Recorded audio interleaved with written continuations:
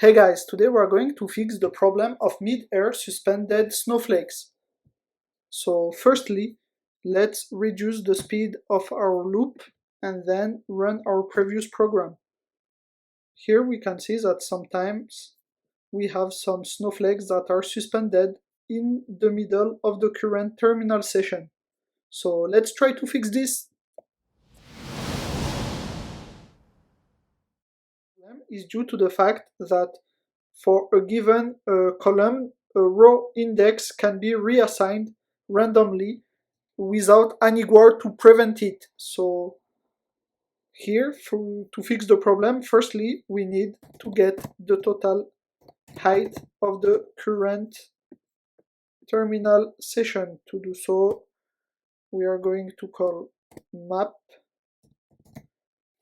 with a symbol to proc for the toI method.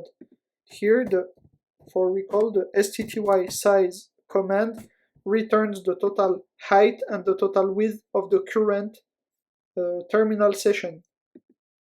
So then we can add our guards. Firstly, we need to ensure that the initial assignments of every column is done well. So firstly, we check if the snowflakes hash has the key for a given column.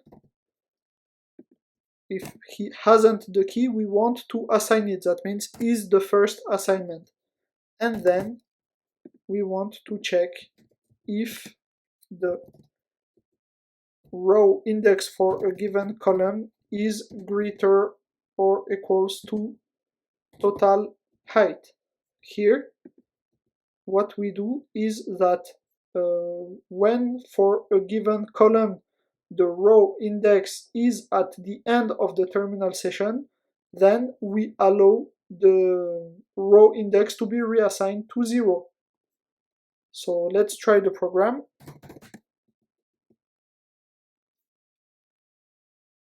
It seems that we don't have the problem anymore. So thank you for watching the video and see you in the next one.